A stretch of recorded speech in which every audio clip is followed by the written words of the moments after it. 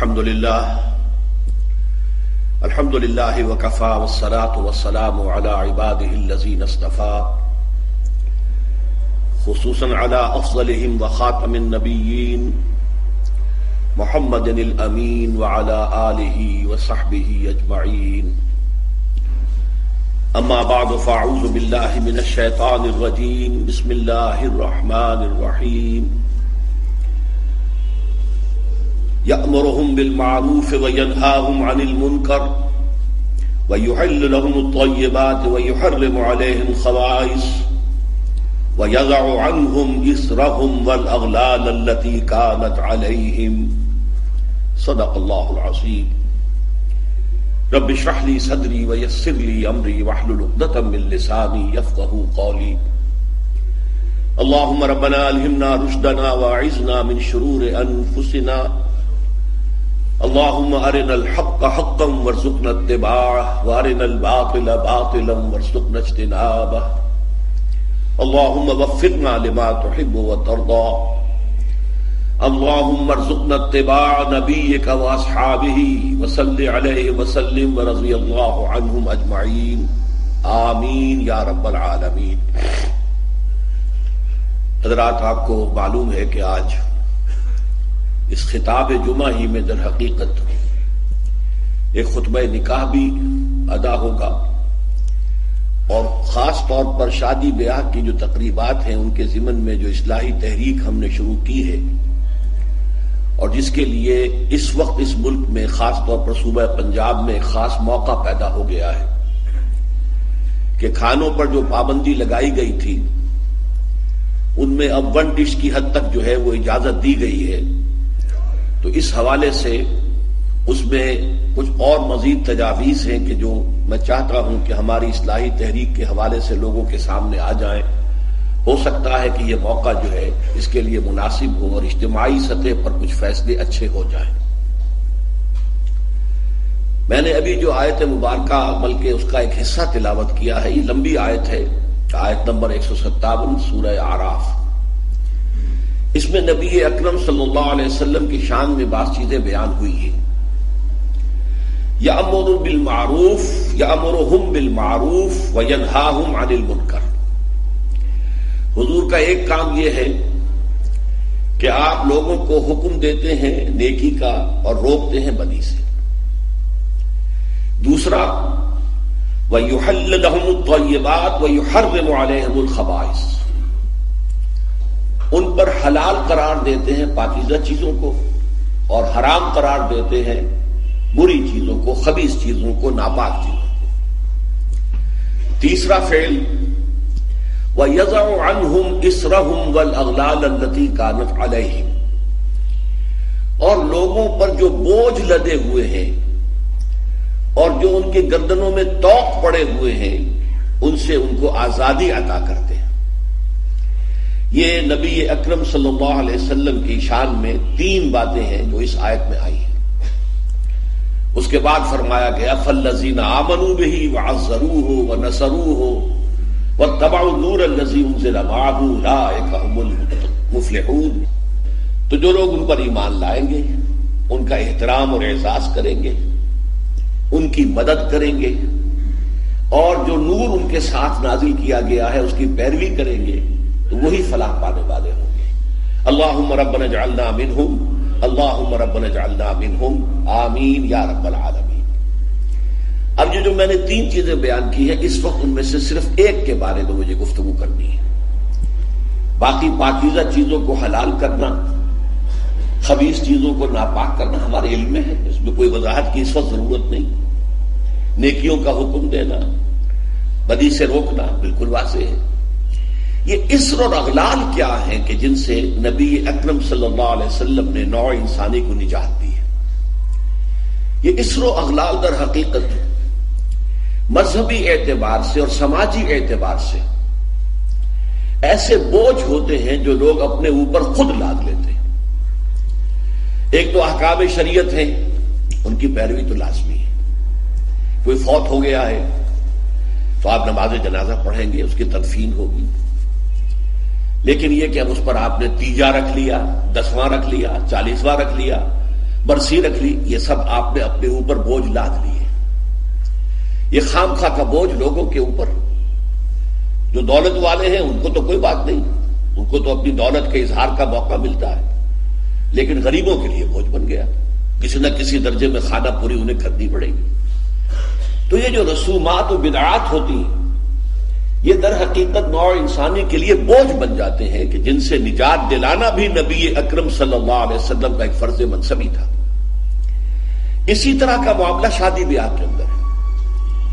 سادہ ترین تقریب، جو کم سے کم چیزیں کہ جو سنت رسول صلی اللہ علیہ وسلم سے ثابت ہیں اور تعامل صحابہ رضی اللہ تعالی عنہ مجمعین سے ثابت ہیں، اس پر اکتفا کرنے کی بجائے اس میں نئی تقریبات، ایک دعوت کی بجائے 5 6 دعوتیں ہو رہی ہیں اور لوگ خرچ کر رہے ہیں، اسراف بھی ہو رہا ہے، تبذیر بھی ہو رہی ہے.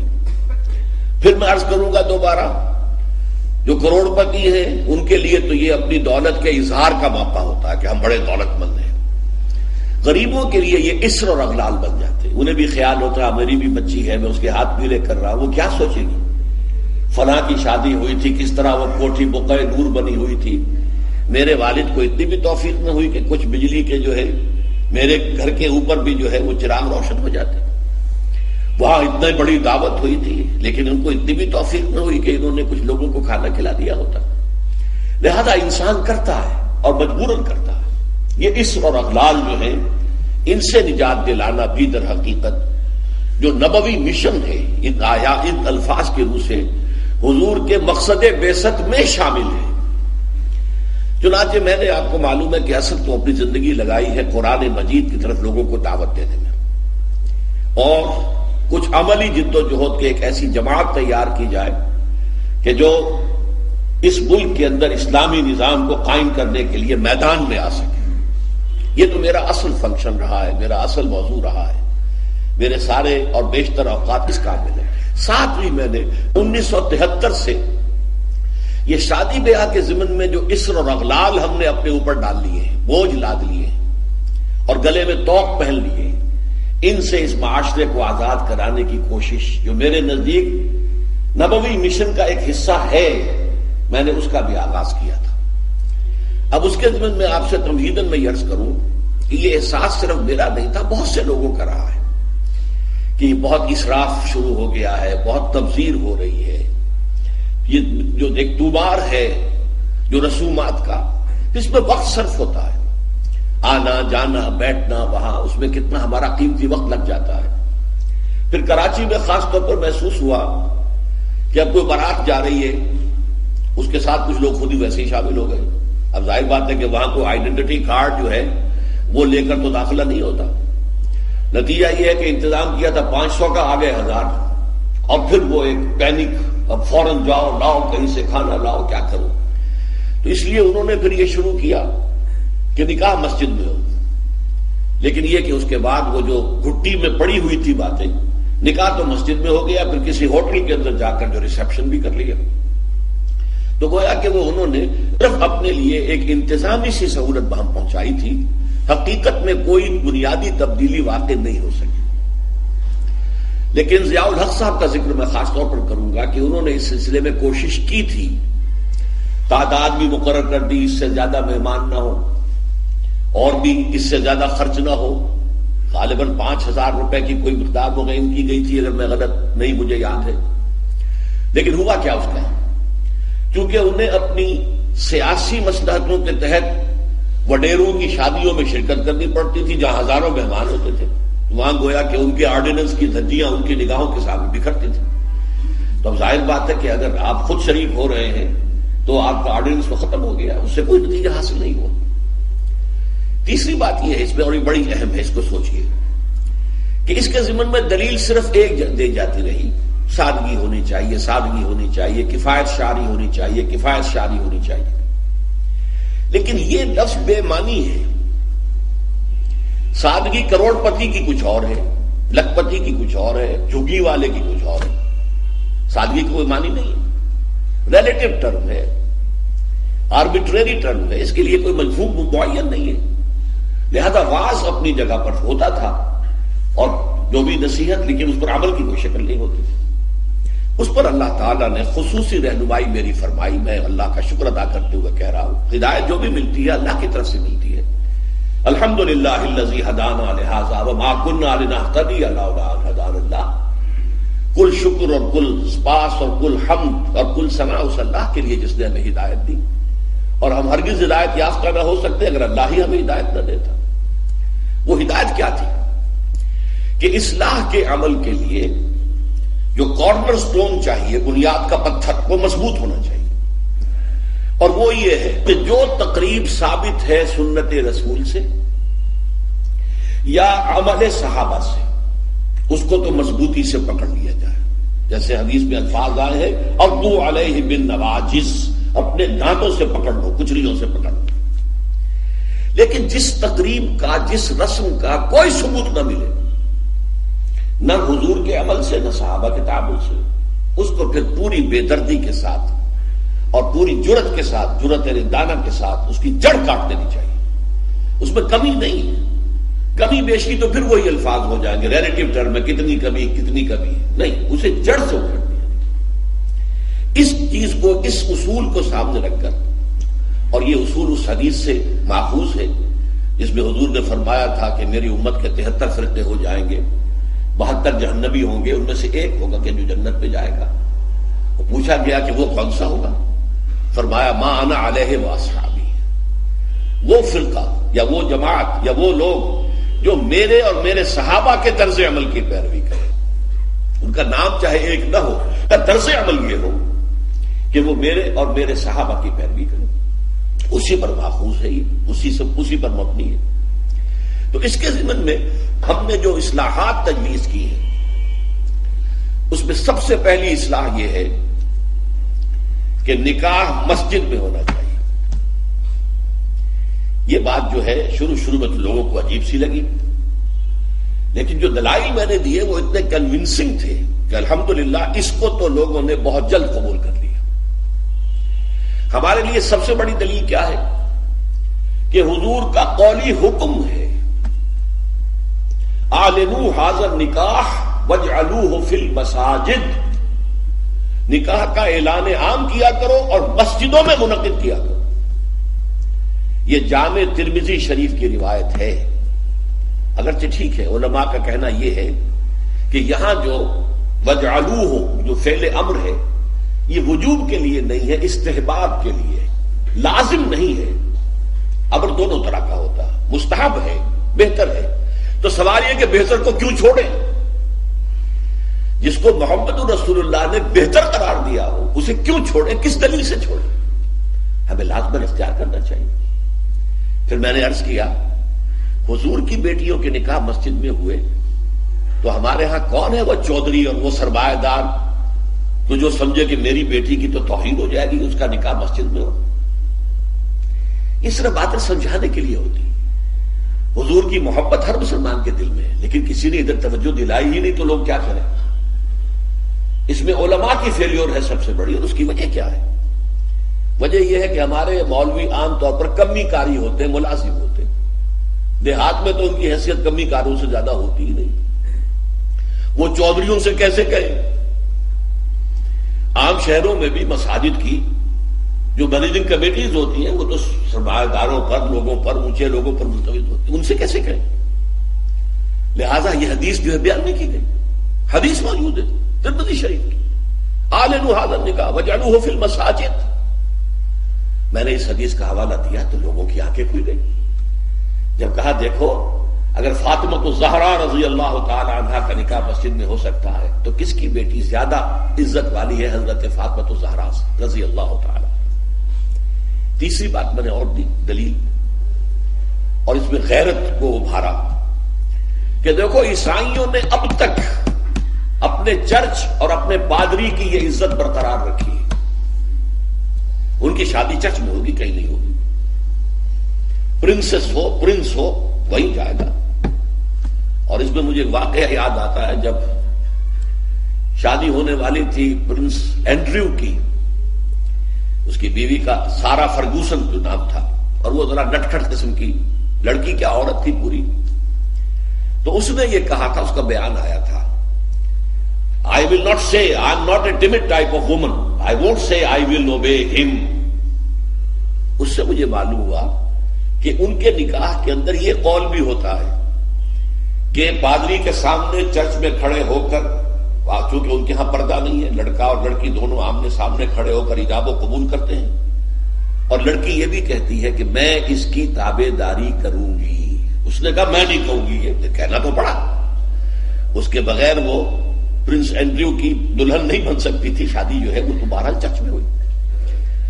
ہمارا مولوی بیچارہ بغل میں دبا کر وہ رجسٹر اور بیٹھا سوکھ رہا ہوتا ہے، بارات تو ابھی آئی نہیں ہے، 2 گھنٹے گزر گئے بیٹھا ہوا، یہ اس کی حیثیت ہے ملازم کی۔ یہ وجہ ہے اب جب اس سے بھی غیرت جاگی لوگوں کی، ہاں واقعی بات صحیح ہے، عیسائیوں کے ہاں اگر ابھی تک چرچ کا یہ مقام ہے اور پادری کی عزت ہے۔ چوتھی دلیل میں نے اور دی، دیکھو نکاح سے کیا ہوتا ہے کہ ہمارے اس معاشرے میں ایک نئے خاندان کی بنیاد پڑتی ہے،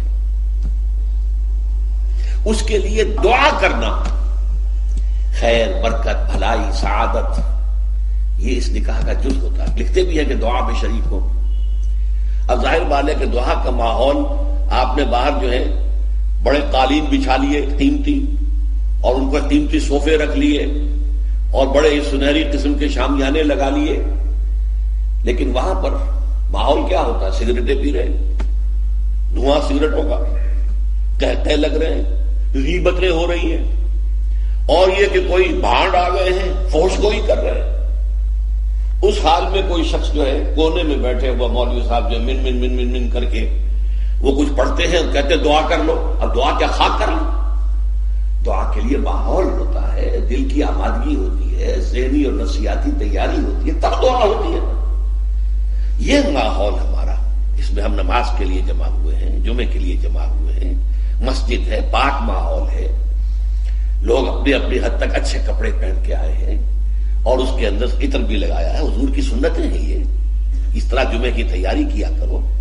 اس ماحول کے اندر کوئی دھواں نہیں ہے سگریٹ کا، کوئی قہقہے نہیں ہے، کوئی غیبتیں نہیں ہو رہی ہیں، کوئی بکواس نہیں ہو رہی ہے، یہاں دعا کا ماحول ہے۔ تو یہ 4 دلیلیں ایسی تھیں کہ جو قاطع تھی اور ہیں الحمدللہ۔ تو پہلی بات، مسجد کے اندر نکاح کی محفل منعقد کی جائے، اس کے لیے میں سمجھتا ہوں کہ ذرا سی تعلیم اور تلقین اگر ہو جائے، اور اگر حکومت کی سطح پر یہ کام ہو، ابھی تک تو یہ میں انفرادی طور پر ہو چکے ہیں، اب اس کو 30 برس میں نے جدوجہد کی ہے، ہماری تحریک کے تحت ہوئی ہے، اگر کہیں یہ سرکاری سطح پر حکومت کی سطح پر ہو جائے تو یقیناً یہ ہے، میں کہتا رہا ہوں کہ بھئی برادریوں کے سطح پر فیصلہ کرو چلو، لیکن سرکاری سطح پر ہو جائے تو کیا کہتے ہیں۔ نمبر 2، شادی کے موقع پر لڑکی والوں کی طرف سے کسی دعوت کا کوئی ثبوت نہیں، بلکہ اصل میں تو اصول سمجھ لیجئے، فلسفی کیا ہے اسلام کی۔ شادی کے معاملے میں لڑکی والوں پر کوئی بوجھ نہیں آنا چاہیے، سارا خرچہ لڑکے کے ذمہ۔ اب آپ غور کیجئے، شادی لڑکے کی ضرورت بھی ہے، لڑکی کی ضرورت بھی ہے۔ لڑکے کی زندگی بھی نامکمل ہے بیوی کے بغیر، لڑکی کی زندگی بھی نامکمل ہے شوہر کے بغیر، دونوں کی برابر ضرورت ہے۔ لیکن مرد مہر دیتا ہے، عورت مہر لیتی ہے، کیوں؟ مرد کی قوامیت، اور یہ علامت ہے کہ مرد طالب ہے، عورت مطلوب ہے۔ یہ مہر کوئی قیمت نہیں ہے، بعض اللہ بعض اوقات بعض نکاح خاں کہہ دیتے بعوض اتنے مہر کے میں نکاح میں دیتا ہوں، یہ بڑا غلط لفظ ہے۔ بس مہر کا اعلان کیا جائے اتنا مہر ہے، بعوض نہیں، یہ کوئی اس کی قیمت نہیں ہے، کوئی خریداری نہیں ہو رہی ہے، لیکن یہ ہے کہ علامت ہے، ٹوکن ہے۔ ایسا بھی مہر مقرر کیا گیا، کسی کے پاس دینے کو کچھ نہیں تھا، حضور نے فرمایا اچھا اپنی اس بیوی کو اتنی سورتیں قرآن کی پڑھا دینا، یہ بھی مہر ہو گیا۔ تو یہ چیز ہے کہ طالب ہے لڑکا اور اس کا گھر آباد ہونا ہے۔ لڑکی کا معاملہ جو ہے وہ اس کے برعکس ہے، اس پر کوئی بوجھ نہیں آنا چاہیے۔ اس کے ماں باپ نے پال پوس کر تمہارے حوالے کر دی، شرم کرو کہ اس کے بعد تمہیں کچھ مزید چاہیے اس سے، اس سے بڑی بات کیا ہے؟ لہذا لڑکی والوں کی طرف سے دعوت طعام کا کوئی ثبوت نہیں، اس کی جڑ کٹنی مشروب بھی نہیں، کوئی اور نہیں، بلکہ آپ کو معلوم ہے نکاح کی محفل میں چھوارے کون لے کے آتا ہے؟ لڑکے والے، اور پھر پلاؤ متنجن کس سے کھاتے ہیں؟ ذرا دیکھیے کس قدر یہ مزہ کا خیز صورت ہے۔ فرض کیجئے گئے ہیں آپ کسی کے گھر پر جا کر، لڑکی کے گھر پر جا کر نکاح ہو رہا، نکاح ہو گیا، اب چھوارے جو ہے لڑکے والوں کی طرف سے، اور اس کے بعد دعوت ہو رہی ہے، پلاؤ متنجن بریانی کس کی طرف سے؟ لڑکی والوں۔ وہ عقل کے ناخن لوگ تو کیا چھوارے نہیں وہ بانٹ سکتا تھا جس نے تمہیں پلاؤ کھلایا؟ یہ کیوں ہے اس کو سمجھیے۔ ہمارے ہاں دو تہذیبیں گڑبڑ ہو گئی، ایک اسلامی تہذیب اور اس کا تقاضا، ایک ہماری جو پرانی ہندوانہ تہذیب ہے اس کے اثرات چل رہے ہیں۔ ہماری تہذیب کا یہ ہے کہ لڑکا خرچ کرے گا اور وہ چھوارے لے کر آئے گا۔ ہندوانہ تہذیب ہے یہ دعوت لڑکی والوں کی طرف سے، یہ ہماری نہیں ہے۔ اور اس کے لیے میں لطیفہ آپ کو سنا دوں، یہ جو میوات کا علاقہ تھا جہاں سے کہ یہ تبلیغی جماعت شروع ہوئی ہے، بڑا کام کیا انہوں نے، شدھی کی تحریک، چونکہ ہندوؤں نے اسے ٹارگٹ کر لیا تھا اس علاقے میں، وہاں حال یہ تھا کہ کبھی کوئی بزرگ کسی کے ایمان لے آئے تھے، تربیت ہوئی نہیں، تعلیم ہوئی نہیں، تو کہنے کو مسلمان تھے، نام بھی آدھے ہندو آدھے مسلمان، نام بھی ایسے ہوتے تھے۔ اب ان کے ہاں جب شادی ہوتی تھی تو ایک تو مولوی جی، وہ مولوی کہتے ہیں، مولوی نہیں، مولوی جی نے آ کے بول پڑھا دیے، نکاح ہو گیا۔ اطمینان نہیں ہوتا تھا کہ یہ صرف بول سے میں نے قبول کیا یہ بندھن بن گیا، نہیں، پھر پھیرے ڈلواتے تھے، لڑکے کی چادر لڑکی کی چادر میں گرہ باندھو اور سب کے سامنے 7 چکر لگواؤ تو پتہ لگے گا کہ واقعی عقد کہتے ہیں گرہ کو، عقدہ گرہ کہتے ہیں، عقد گرہ۔ یہ جو نکاح کی گرہ بنی ہے یہ اس طرح پکی ہوگی کہ پہلے مولوی جی بول پڑھا دیں اور پھر جو ہے پھیرے ڈلوا دیجیے۔ تو ہمارے ہاں یہ چھوارے تو مولوی جی والی تہذیب ہے، اور پھر اس کے بعد دعوت جو ہے یہ ہندوانہ تہذیب ہے، یہ وہ پھیرے ہیں، کوئی ثابت نہیں ہے، اس کی جڑ کاٹی جائے، کمی نہیں جڑ کاٹی جائے۔ پھر میں کہوں گا کمی بیشی جو ہے یہ پھر وہ ریلیٹو ٹرمز ہو جاتی ہے، تو جہاں انگلی رکھنے کی جگہ ہوگی وہاں پورا ہاتھ اور پوچھا رکھ دیا جائے گا، جڑ کاٹی جائے۔ یہ دوسری ہم نے تجویز پیش کی، نتیجہ کیا نکلا؟ ان دو کو جمع کیجئے، لڑکی کے گھر پر کوئی فنکشن ہے ہی نہیں، جانبین مسجد میں جمع ہوئے، یہ لڑکے والے بیٹھے ہیں، وہ لڑکی والے بیٹھے ہیں، دونوں یہاں ہیں، ان کے یہاں کی خواتین بھی یہاں اندر ہوں گی، ہمارے یہاں خواتین ہال ہے، مسجد میں آئے، نکاح ہوا، اپنے اپنے گھروں کو جاؤ، کوئی تکلیف نہیں۔ اس کا نتیجہ کیا نکلا کہ جسے آپ جنج کہتے ہیں، بارات، اس کا تصور زیرو ہو گیا۔ اسلام میں بارات کا کوئی تصور نہیں، سیرا بندی کی کوئی تقریب نہیں، ہندوانہ تقریبات ہیں۔ بارات کے لیے عربی میں کوئی لفظ ہی نہیں ہے، قرآن اور حدیث میں کیا ہوگا؟ عربی میں نہیں ہے، کوئی لفظ نہیں، یہ خالص عجمی لفظ، بارات عجمی ہے، ایرانی ہے، اس کا اسلام سے کوئی تعلق نہیں، جڑ کٹ جائے اس کی۔ یہ بھی ہندوانہ تصور ہے۔ ہوتا کیا تھا، ایک گاؤں سے جا رہے ہیں، دوسرے گاؤں سے بیٹی لے کر آنی ہے، اور بیٹی کے ساتھ جہیز آنا ہے، اور راستے میں ڈاکو جو ہیں وہ لوٹ سکتے ہیں، تو یہاں سے جتھا لے کے جانا ہوگا، لہذا وہ جتھا بندی کر کے بارات جا رہی ہے۔ اب وہ جا کر جنج گھر جو بنے ہوئے ہیں وہاں پر ٹھہر رہی ہے، 2 دن 3 دن عیش کر رہے ہیں، مچھرے اڑا رہے ہیں لڑکی والوں کے پیسے پر، پھر وہ مال غنیمت سے لدے پھدے واپس آ رہے ہیں، لہذا وہ جتھا حفاظت کرتا تھا۔ یہ سارا ہندوانہ تصور ہے، اسلام سے کوئی تعلق نہیں۔ تو نمبر 1 نکاح مسجد میں، نمبر 2 کوئی دعوت طعام ہی نہیں، کوئی بھی نہیں، نو انٹرٹینمنٹ واٹس سو ایور لڑکی والوں کی طرف سے، اجتماع جانبین مسجد میں، یہیں سے ڈسپرس۔ حضرت فاطمہ کو تو وداع کرانے کے لیے حضرت علی گئے بھی نہیں تھے، نکاح کے بعد کچھ خواتین حضرت فاطمہ کو لے کر حجرے میں چھوڑ آئی تھی جا کر، جو ایک انصاری صحابی نے حضرت علی کو دیا تھا، ورنہ ان کے پاس حجرہ بھی نہیں تھا۔ 3 باتیں ہو گئی۔ چوتھی بات، ولیمہ جو ہے اس کی تاکید ہے۔ یہی وجہ ہے کہ جب یہ شادی پر مکمل پابندی لگائی گئی تھی، میں نے اشتہار دیا تھا کہ ولیمے پر پابندی نہیں ہونی چاہیے۔ لڑکی والے کے ہاں تو آپ سوچئے، جو دلیل میں نے دی اس کی نفی میں، نفسیاتی دلیل بہت بڑی ہے۔ لڑکی والے کے ہاں ویسے تو لفظ شادی، خوشی، وہاں بھی شادی یہاں بھی شادی، لڑکی والے کے ہاں خوشی نہیں ہوتی۔ اس کے گھر سے لخت جگر، نور چشم نکل کر جا رہی ہے، کیسے خوشی ہوگی؟ مائیں رو رہی ہوتی ہیں، انہیں غشی پڑی ہوتی ہے جب بچیاں نکل رہی ہوتی ہیں گھروں سے، بہن بھائی رو رہے ہوتے ہیں، باپوں کے آنکھوں کے اندر بھی آنسو آئے ہوتے ہیں، نمی آئی ہوتی ہے۔ میں نے بھی 5 بیٹیاں رخصت کی اپنے گھر سے، اور آنکھوں میں نمی آئی ہے۔ I couldn't withhold my tears۔ پھر یہ صرف یہ تو ہوتا ہے کہ ایک ذمہ داری کا بوجھ تھا، آج اتر گیا۔ اسے آپ انگریزی میں سائی آف ریلیف کہہ سکتے ہیں، بس کوئی خوشی نہیں۔ اس کی مثال میں دیا کرتا ہوں کہ کوئی جانور اگر قربانی کے لیے 10-15 دن پہلے آپ لے لیں، وہ بکرا، کوئی مینڈھا، اور بچے اس کے ساتھ ہل جاتے ہیں، پھر کھلاتے ہیں، لے جاتے ہیں، چلاتے ہیں، تو پھر وہ عید کے دن جب آپ اسے قربان کرتے ہیں تو بچے پچھاڑے کھا رہے ہوتے ہیں، رو رہے ہوتے ہیں، اتنا لاڈ اس جانور سے ہو جاتا ہے۔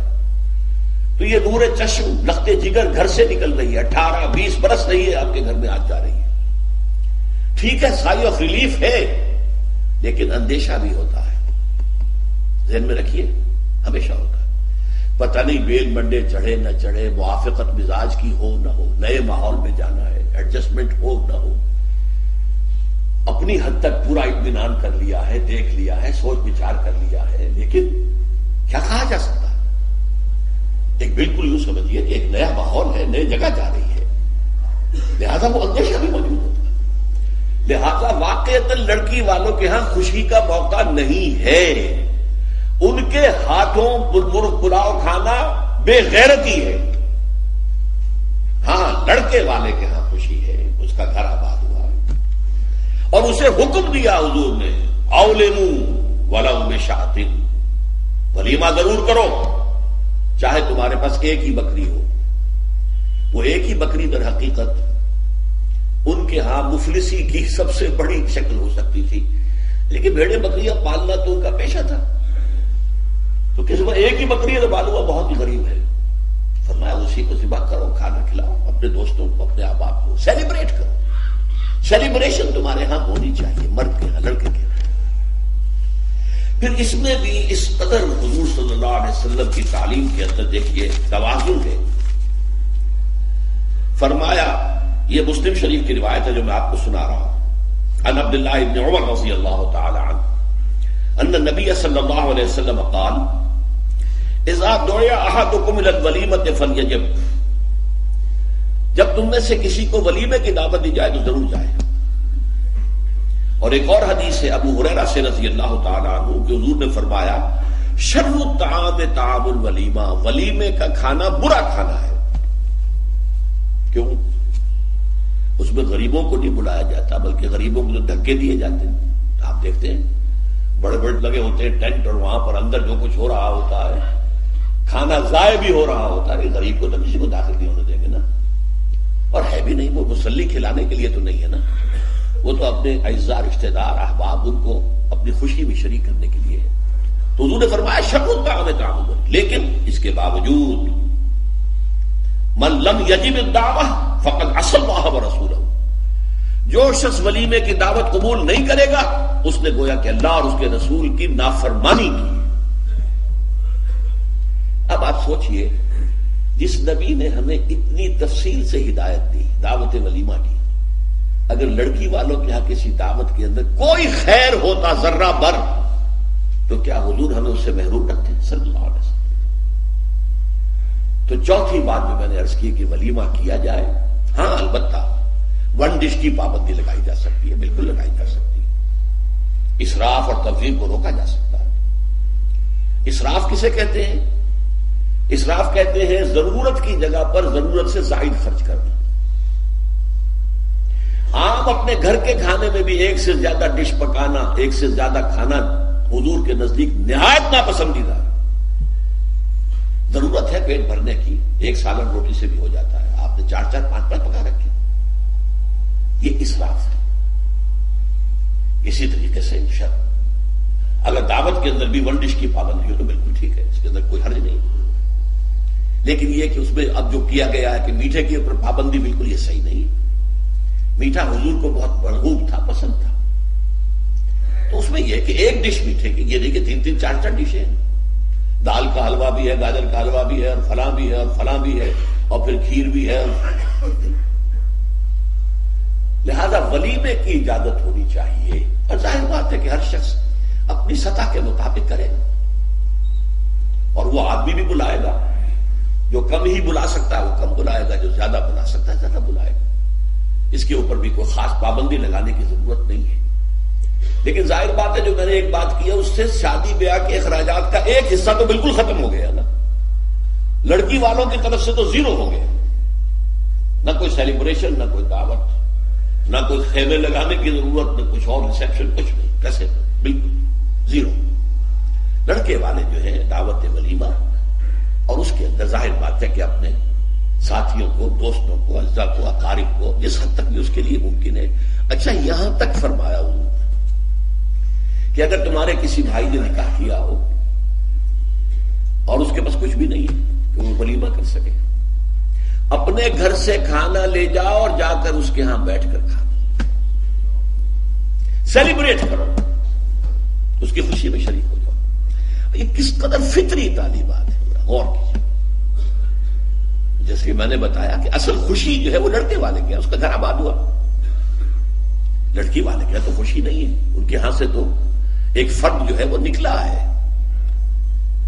اچھا، اب آئیے 5ویں چیز، جہیز کی جڑ کاٹی جائے. اگرچہ میں نے جو عہد لیا تھا، یہ 10 جنوری 1975 کا میرے پاس یہ ایک رقعہ ہے موجود، لکھا ہوا. ہمارے ایک ساتھی تنظیم کے ہوتے تھے محمد علی ورک، ان کی شادی پر میں نے جو خطبہ دیا تھا، پھر میں نے مسجد خضرا میں لوگوں کو کھڑے ہو کر ہاتھ اٹھوا لیے تھے کہ اس کی پابندی کرنی ہوگی. انہوں نے ہاتھ اٹھائے تھے. اس میں نے اس کو شامل نہیں کیا تھا. یہ جہیز کا معاملہ جو ہے یہ ذرا ہمارے معاشی نظام کے ساتھ وابستہ ہے. اس میں کوئی ڈیمانڈ اینڈ سپلائی کا معاملہ بھی ہے. یہ آسانی سے ختم ہونے والی لعنت نہیں ہے. اس وقت ہم نے صرف ایک پابندی لگائی تھی کہ اس کی نمائش نہ ہو، بلکہ یہ ہے کہ آپ کو جو کچھ دینا ہے 2 دن پہلے بھیج دیجیے لڑکے والے کے، یا 2 دن بعد میں بھیج دیجیے. نمائش نہ ہو کہ غریبوں کو یہ احساس نہ ہو کہ فلاں کی بیٹی تو یہ کچھ لے کر گئی ہے اور یہ کہ میرے پاس کچھ بھی نہیں ہے دینے کے لیے. یہ جو احساس محرومی ہے آپ نوٹ کیجئے. میں نے آپ کو بتایا اسراف کہتے ہیں ضرورت کی جگہ پر ضرورت سے زیادہ خرچ کرنے کو، اور تبذیر کہتے ہیں بلا ضرورت خرچ کرنے کو، صرف نمود و نمائش کے لیے، اپنی دولت کے مظاہرے کے لیے، اپنی دولت مندی کی دھوس جمانے کے لیے.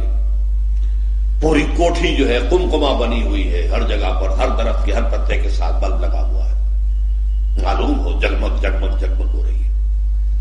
بڑے عمدہ لباس سفید براق پہنے ہوئے جو بہرے ہیں وہ کھانے ڈشیں لیے ادھر ادھر جا رہے ہیں. یہ جو کچھ ہے اسراف. اور اس کے بعد تبذیر کے بارے میں تو فرمایا اسراف کے لیے تو صرف یہ کہا تسرفو لا تسرفو، اسراف نہ کرو. کلوا واشربوا ولا تسرفوا، کھاؤ پیو اسراف نہ کرو. لیکن تبذیر کے بارے میں فرمایا ان المبذرین کانوا اخوان الشیاطین. یہ مبذر جو ہیں یہ تو شیطانوں کے بھائی ہیں. کیوں؟ کافی عرصے تک میرا ذہن اس پر اڑا رہا، کیوں تشبیہ دی گئی. پھر بات کھلی سورہ مائدہ میں جا کر شراب کی حرمت کے ضمن میں الفاظ آئے انما یرید الشیطان ان یوقع بینکم العداوۃ والبغضاء فی الخمر والمیسر. یہ شیطان یہ چاہتا ہے مسلمانوں کہ تمہارے اندر آپس میں بغض اور دشمنی پیدا کر دے شراب کے ذریعے اور جوئے کے ذریعے. شیطان چاہتا یہی ہے. اس شیطان کا حربہ لوگوں کے دلوں کو پھاڑ دینا، کلاس کانشسنس پیدا کر دینا، محرومین اور مترفین کے علیحدہ طبقے ہو جائیں اور پھر لڑیں گے، ٹکرائیں گے ضرور۔ اور یہی کام اس میں ہے، جس گھر میں لڑکی کی شادی پر اس طریقے سے پیسہ جو ہے بہایا جا رہا ہے پانی کی طرح، وہاں کوئی شوفر بھی ہے، ان کا ڈرائیور، کوئی پہرے دار بھی ہے، کوئی خانسامہ بھی ہے، اس کی بیٹی بیٹھی ہوئی ہے، بوڑھی ہو رہی ہے، وہ ہاتھ پیلے نہیں کر سکتا، اس کے دل کے جذبات کیا ہوں گے اس وقت؟ کیا یہ اور میں بھائی ہیں آپس میں؟ انما المومنون اخوۃ، یہ واز کہنے کی بات ہے، یہ سب ڈھکوسلے ہیں، انما المومنون اخوۃ، یہ ہم بھائی ہیں، میری بیٹی بوڑھی ہو رہی ہے، ہاتھ پیلے نہیں کر سکتا، اور ان کے ہاں دولت جو ہے وہ پانی کی طرح بہ رہی ہے، یہ دل پھٹ گئے کہ نہیں؟ یہ طبقاتی شعور ابھرا کہ نہیں؟ ان یوقع بینکم العداوۃ والبغضاء فی الخمر والمیسر، عداوت اور بغض اور دشمنی پیدا کرنے کے لیے۔ بہرحال پانچویں چیز میں عرض کر رہا تھا، جہیز۔ اس زمن میں چونکہ ایک بہت بڑا مغالطہ ہمارے ہاں لوگوں نے پیدا کر دیا ہے، حضرت فاطمہ رضی اللہ تعالی عنہا کے جہیز کا ذکر کر دیا۔ اسلام میں قطعاً کسی جہیز کا کوئی تصور نہیں، جو میں کہہ چکا ہوں، فلسفہ یہ ہے لڑکی والے پر کوئی ایک پیسے کا بوجھ نہیں آنا چاہیے۔ حضرت فاطمہ کے جہیز کا معاملہ کیا تھا کہ ان کی شادی اس اعتبار سے یونیک تھی کہ لڑکی کے والد حضور اور لڑکے کے ولی حضور، حضرت علی کا اور کون تھا وہاں؟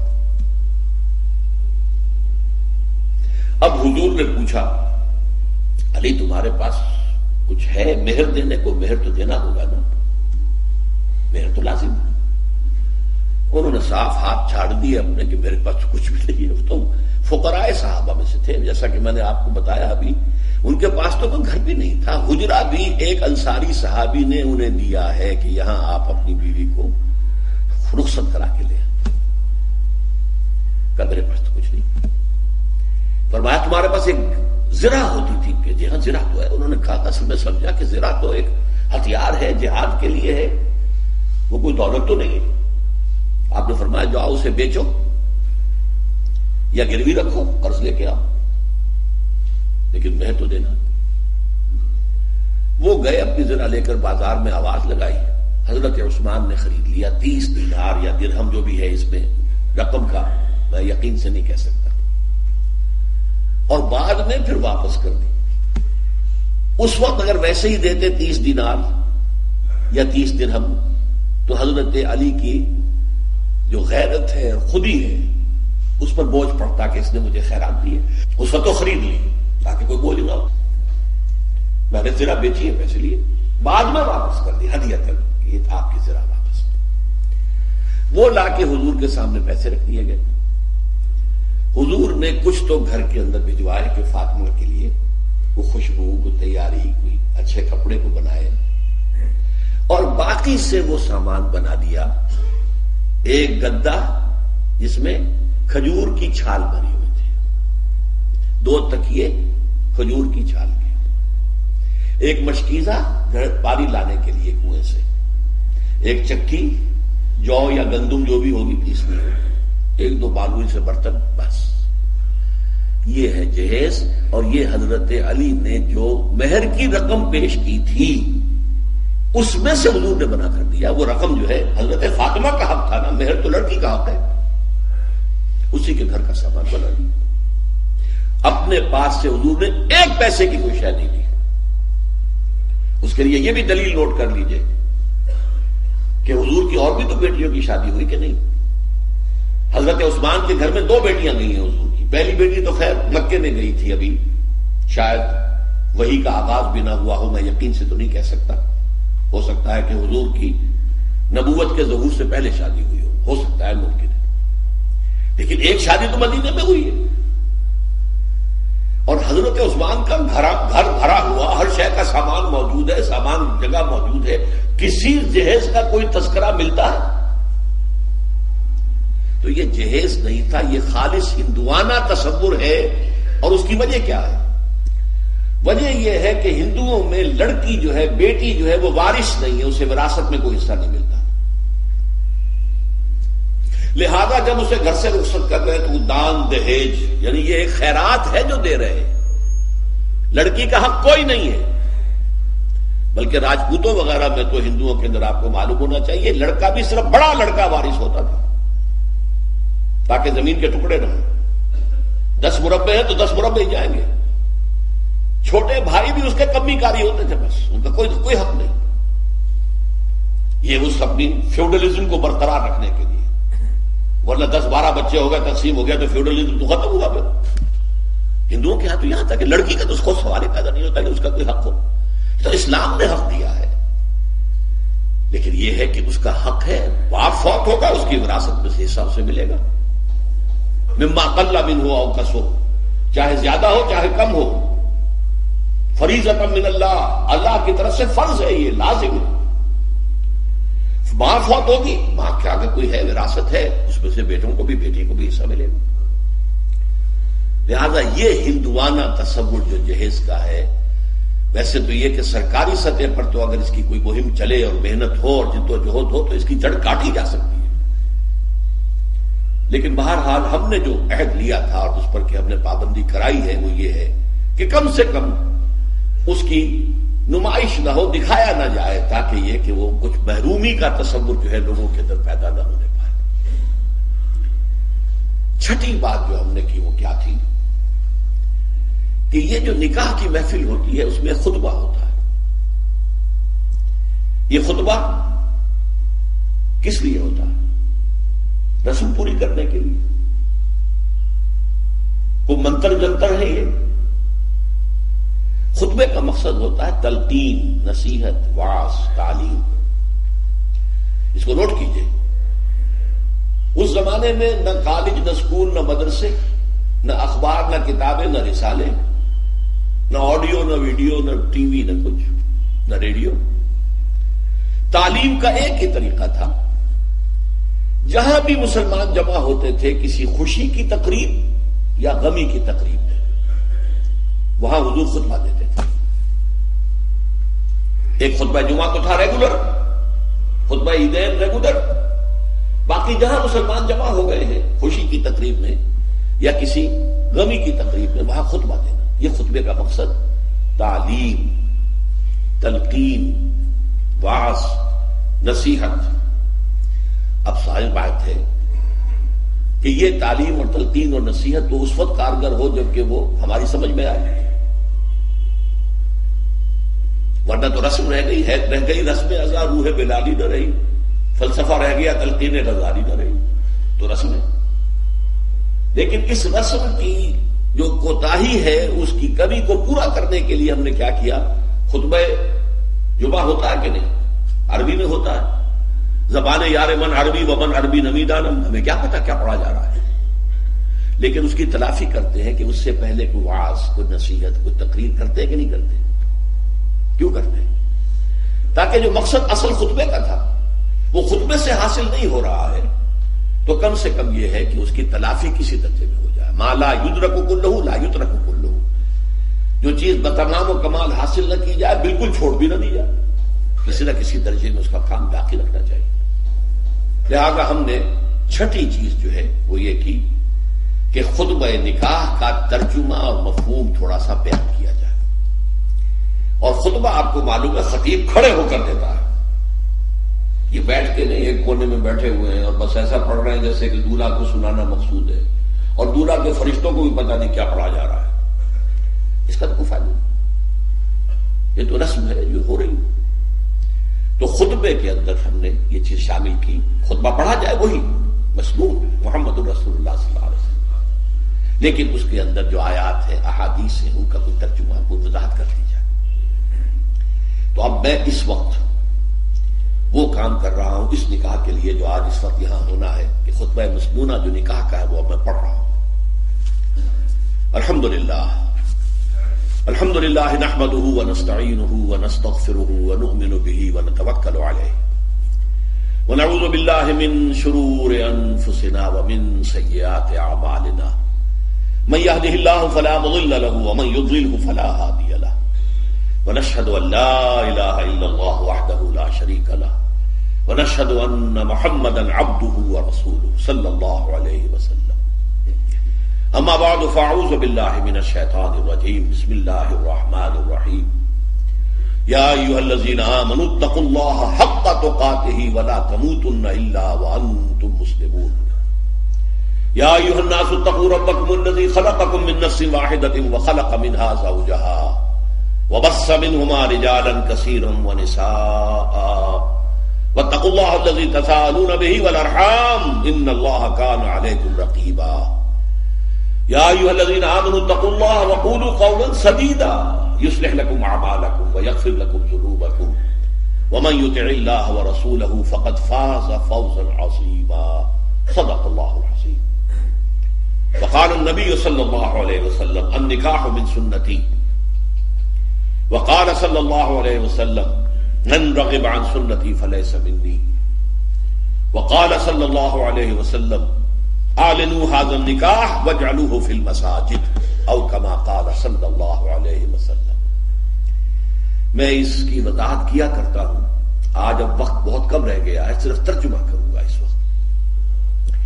اس خطبے کے 3 حصے ہیں, 2 حصے مسنون ہیں, تیسرے کا اضافہ علماء نے کیا ہے. پہلا مسنون حصہ وہ ہے جو حضور ہر خطبے میں پڑھتے تھے, خطبہ جمعہ, خطبہ عید, کہیں لشکر بھیج رہے ہیں تو خطبہ دے رہے ہیں تو اس میں بھی, اور وہ در حقیقت ہمارے ایمان اور اسلام کا خلاصہ ہے کہ گویا کہ تجدید ایمان اور تجدید اسلام ہم کر رہے ہیں جبکہ وہ خطبہ محفل میں پڑھا گیا. ترجمہ کیا ہے؟ کل حمد, کل ثنا اللہ کے لیے. ہم بھی اسی کی ثنا اور حمد کرتے ہیں, اسی سے مدد مانگتے ہیں, اسی سے اپنے گناہوں کی معافی چاہتے ہیں, اسی پر ہمارا یقین ہے, اسی پر ہمارا توکل ہے, اسی کی پناہ ہم طلب کرتے ہیں اپنے نفسوں کی شرارتوں سے اور اپنے اعمال کی برائیوں سے. جس کو وہ ہدایت دے دے اسے کوئی گمراہ نہیں کر سکتا. اللہم ربنا اجعلنا منہم, اللہ ہمیں ان میں شامل کرے. اور جس کی گمراہی پر اس کی مہر لگ جائے اسے کوئی ہدایت نہیں دے سکتا. ربنا لا تجعلنا منہم. اور ہم سب گواہ ہیں اس بات کے کہ اللہ کے سوا کوئی معبود نہیں, وہ تنہا ہے, اس کے ساتھ کوئی شریک نہیں. اور ہم سب گواہی دیتے ہیں کہ محمد صلی اللہ علیہ وسلم اس کے بندے اور رسول ہیں. یہ ہے ایمان اور اسلام کا خلاصہ. محفل میں پڑھا گیا سب کی طرف سے ایمان کی تازگی, تجدید ایمان کی, ہم نے گویا کہ اسلام کی تجدید کر دی. اس کے بعد 4 آیتیں حضور نے چنی ہیں, ایک سورہ آل عمران سے, ایک سورہ نساء سے, 2 سورہ احزاب سے. انتخاب ہے محمد کا صلی اللہ علیہ وسلم. اور بنیاد یہ معلوم ہوتی ہے کہ تقویٰ کی تلقین, اللہ سے ڈرو, اللہ سے ڈرو. تمہیں پیش ہونا ہے اس کے سامنے, اپنے ایک ایک عمل کا حساب دینا ہے, بدلہ مل کر رہے گا. اس کی تلقین, اس کی تلقین تقویٰ ہی ہے در حقیقت کے جو ہمیں درست رکھ سکتا ہے ہمارے اعمال کو. اگر یہ احساس ہے تو پھونک پھونک کر قدم رکھیں گے کہ کہیں کوئی غلط کام ہم سے نہ ہو جائے. اور تقویٰ ہی کی بنیاد پر خاندان کی تعمیر ہو. نکاح میں اس لیے یہ آیتیں لی گئی جیسے سورہ توبہ میں فرمایا لمسجد اسس علی التقوی من اول یوم, وہ مسجد قباء جس کی پہلے دن سے تعمیر اور تاسیس تقویٰ پر ہوئی, اسی طرح جس نکاح کی تاسیس اور تعمیر تقویٰ پر ہو گئی. اب میں ترجمے صرف کر سکتا ہوں اس وقت, ورنہ یہ تو ایک ایک آیت جو ہے 1 گھنٹے کا بیان چاہتی ہے. اہل ایمان اللہ کا تقوی اختیار کرو جتنا کہ اس کے تقوی کا حق ہے, اور دیکھنا موت نہ آنے پائے مگر فرما برداری کی حالت میں. کوئی لمحہ نافرمانی میں نہ گزرے, مبادا اسی لمحے موت کا ظالم پنجہ آ کر تمہیں دبوچ لے. دوسری آیت, اے لوگو اپنے اس رب کا تقوی اختیار کرو جس نے تمہیں ایک جان سے بنایا, اسی سے اس کا جوڑا بنایا, آدم اور حوا, اور ان دونوں سے کثیر تعداد میں مردوں اور عورتوں کو زمین میں پھیلا دیا. دیکھیے کس قدر مناسبت ہے. آج پھر آدم کا ایک بیٹا، حوا کی ایک بیٹی اسی رشتے میں منسلک ہو رہے ہیں. ان سے بھی آگے نسل چلے گی. آج جو 6 بلین ہیومن بینگز ہیں، مین اینڈ ویمن، وہ کون ہیں؟ سب آدم اور حوا کی اولاد ہے کہ نہیں؟ لیکن دوبارہ فرمایا واتقوا اللہ، دیکھو دوبارہ سن لو، اللہ کا تقوی اختیار کرو. الذی تساءلون بہ، جس کا کہ تم ایک دوسرے کو واسطہ دیتے ہو.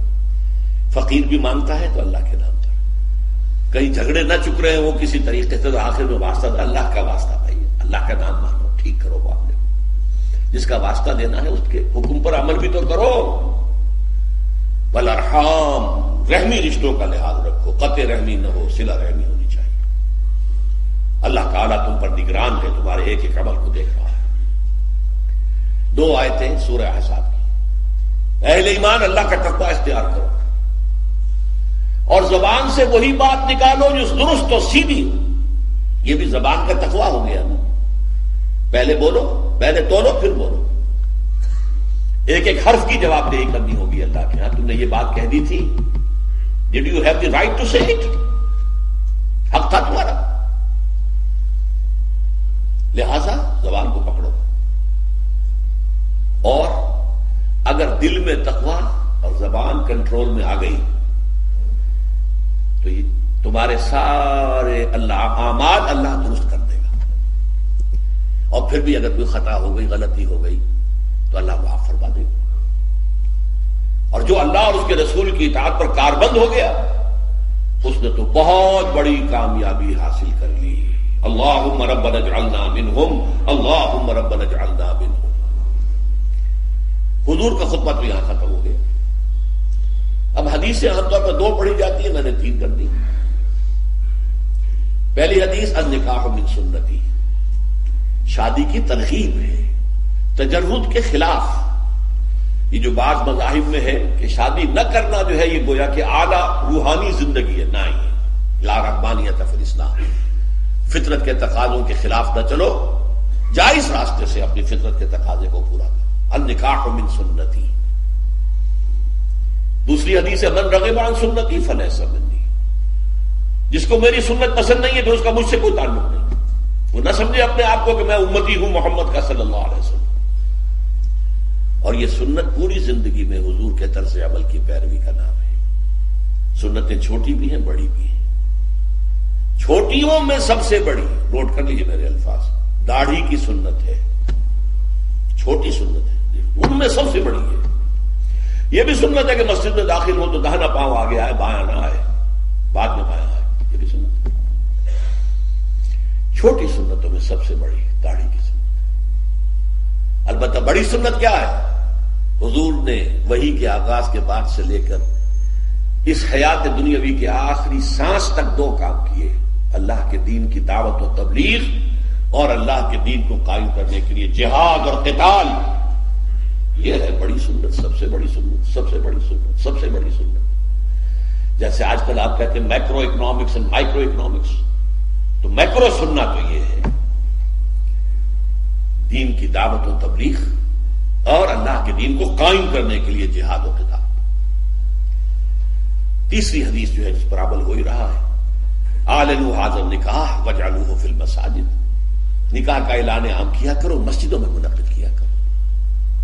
اب میں چاہتا ہوں کہ بس نکاح کیا ہے یہ بھی سمجھ لیجئے. ایک لڑکے اور ایک لڑکی کے مابین ایک معاہدہ ہے.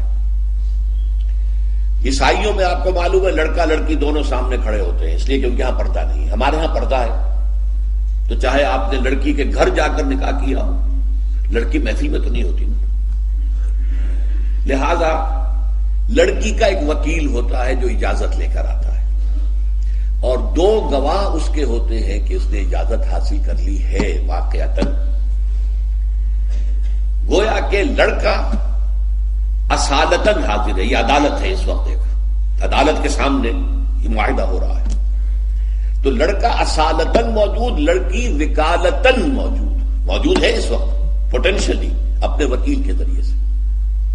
وکیل جو ہے اجازت دیتا ہے نکاح خواہ کو، یا تو وہ خود ہی نکاح پڑھا دے ٹھیک ہے، ورنہ وہ اجازت دیتا ہے کسی کو، جو اتھارٹی اس کے پاس ہے جو لے کر آیا اجازت، وہ کہتا ہے کسی کو، اور وہ تجویز کرتا ہے، پیشکش کرتا ہے، لڑکا قبول کر لیتا ہے، اللہ اللہ خیر صلی اللہ۔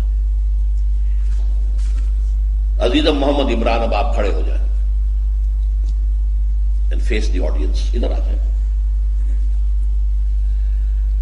عزیزم محمد عمران اکرام ولد محمد اکرام، میں عزیزہ آمنہ یونس بنت محمد یونس کو ان کے وکیل اور چچا محمد مبشر کی اجازت سے آپ کے نکاح میں دیتا ہوں۔ مہر 20,000 روپے مالیت کے طلائی زیورات کی شکل میں کل کا کل اسی وقت ادا ہو جائے گا۔ آپ نے قبول کیا؟ قبول کیا۔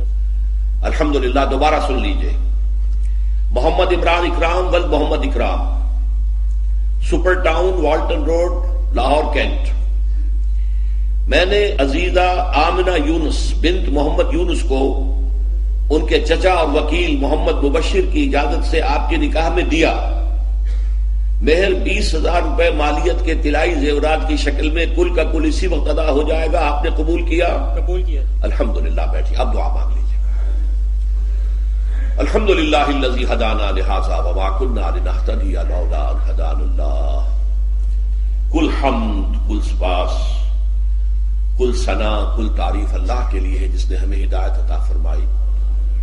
ہم ہرگز ہدایت یافتہ نہ ہو سکتے اگر اللہ ہی ہمیں ہدایت نہ دیتا۔ ربنا لا تزغ قلوبنا بعد إذ هديتنا وهب لنا من لدنك رحمة إنك أنت الوهاب۔ پروردگار، جو ہدایت تو نے عطا فرمائی ہے اس پر استقامت عطا فرما، اب ہمارے دلوں کو کج نہ ہونے دے۔ اللهم صل على عبدك ونبيك ورسولك وحبيبك محمد وبارك وسلم وصلی وسلم علی جمیع الانبیاء والمرسلین وعلی ملائکتک المقربین وعلی عبادک الصالحین وعلینا معهم یا ارحم الراحمین۔ اللہم بارک فی هذا النکاح، اللہم بارک فی هذا النکاح، اللہم بارک فی هذا النکاح۔ اے اللہ، اس نکاح میں برکتیں، سعادتیں دین اور دنیا کی عطا فرما۔ اللہم الف بین قلوبہما، اللہم حبب بینہما۔ اے اللہ، اس نکاح کے جانبین کے دلوں میں آپس میں ایک دوسرے کے لیے محبت اور الفت پیدا کر دے۔ اللہم وافق بینہما، اے اللہ ان کے مزاجوں میں موافقت پیدا کر دے۔ اللہم اجعلہما مسلمین لک ومن ذریتہما امۃ مسلمۃ لک۔ پروردگار، ان دونوں کو بھی اپنا فرما بردار بندہ اور بندی بنائے رکھ، اور ان کی اولاد میں سے بھی فرما بردار بندے اور بندیاں اٹھائی۔ ربنا تقبل منا انک انت السمیع العلیم وتب علینا انک انت التواب الرحیم۔ وصلی اللہ تعالی علی خیر خلقہ محمد وآلہ واصحابہ اجمعین برحمتک یا ارحم الراحمین۔